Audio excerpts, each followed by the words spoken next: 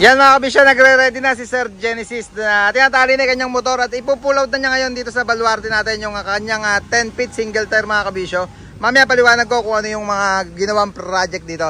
Dito muna tayo sa unit ni Sir Jason ng Cabanatuan sir, no? Air cleaner project mga kabisyo. Gawa nung pagka nababaha mga kabisyo. Yan, pagka baha, yung dating pwesto kasi niya nandito sa ilalim, yung air cleaner sa may harapan ng gulong. Ito yung pwesto mga kabisyo, pakita ko muna bago namin baklasin.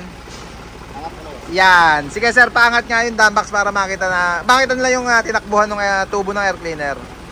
Ngayon mga kabisyo, nandito na siya, mas mataas na siya. Yan, at pinalitan na rin namin ng stainless na tubo. Yung galing do sa intake, papunta dito sa air cleaner niya. Ito na yung breather niya mga kabisyo, kaya medyo talagang safe na siya dyan. Kanina kasi, ang baba nung pwesto niya dito. Gawa nung nag-uulan ngayon, pagka nabaha mga kabisyo, delikado makina. Pagka mga ganyang mabababa, lalo na pagka mga computer box na ganito. Kahit naman sa hindi computer box mga kabisyo, basta nalubog ang air cleaner, nakahigop ng tubig, yan, medyo delikado makina natin dyan.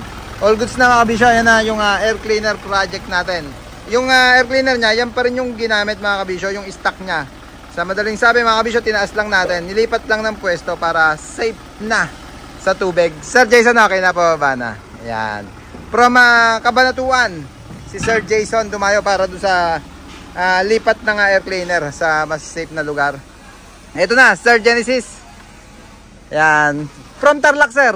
Burgos? Burgos, San Jose. Burgos, San Jose. Yan.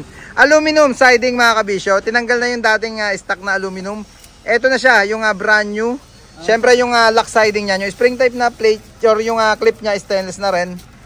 Bisagra, stainless. Yung pintura mga kabisyo, retouch. Siya na daw ang gagawa doon sa kanilang garahe at medyo mahaba ang pila ng painting job natin mga kabisyo. Lalo doon sa mga unit natin, yung mga binenta kong unit, syempre pipinturahan din yan.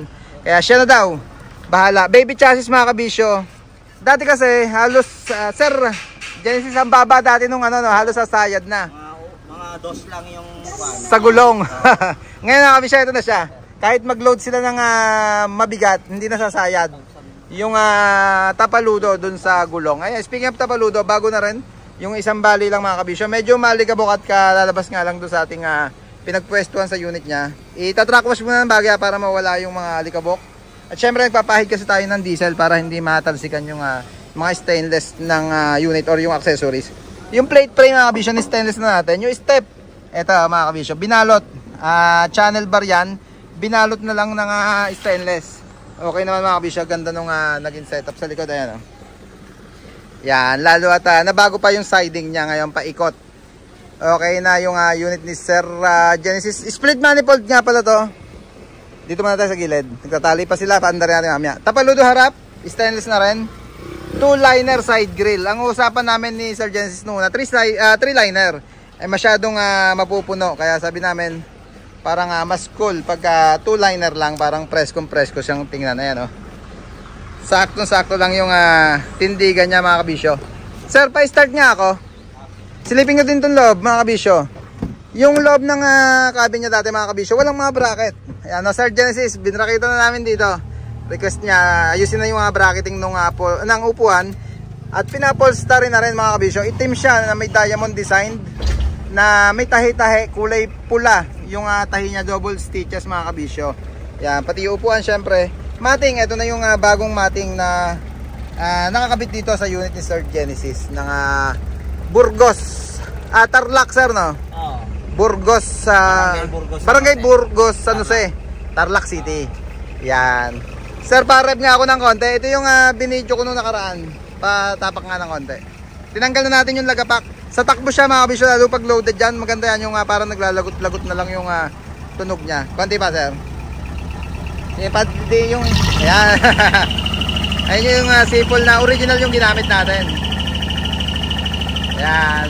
Sarap sa tenga ngayon mga kabisyo ng split manifold natin. Pabomba nga, sir. Ayan. Ganda. Ganda sa tenga, sir. Okay na. At sabi ko nga kay sir, pinaliwanag ko nung bago pa lang namin simulan tong split manifold. Sabi ko, sir, niles ko talaga yung mga bagong setup natin ngayon ng muffler. Tinanggal ko yung lagapak. Kaya ayan na mga kabisyo, all goods na yung split manifold natin ngayon. Kaya kung gusto nyo schedule din ng split manifold. Tawag lang kayo sa number na naka-flash sa screen natin. Denso backhorn nga pala. Sir, patras nga muna. Paunahin ko lang umexit itong si Sir Jason at okay na itong kanya. All goods na. Air cleaner.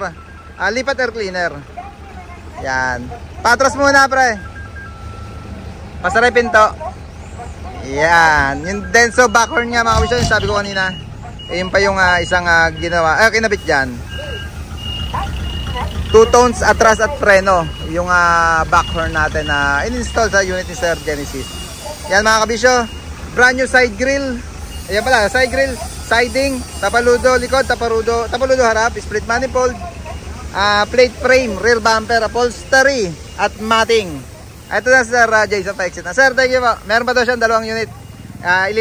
Dadalhin din niya dito. Ipapa-schedule niya para dun sa lipat air cleaner ulit. Yan, nagbabaha kasi ngayong mga panahon ngayon mga kabisyo. Kaya ilagay na natin sa safe na lugar yung air cleaner nyo. Yan. Thank you, sir.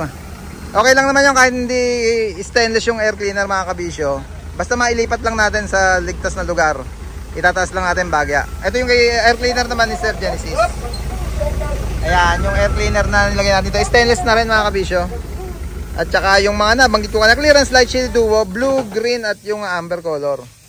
Yung pinalagay dyan ni Sir Genesis. Yan. Sir, okay na, track wash lang muna. Para ma-exit na sa Balbarte. Gagamitin na sir, may biyahe na. Anong business sir? Ano kinakarga mo? Bintana, sliding, glass and aluminum. Aluminum and glass. Ayan pala yung business ni sir. Ito yung kanyang panghakot. Kaagapay niya sa hanap buhay. Powered by Team Cabisio. Iyon.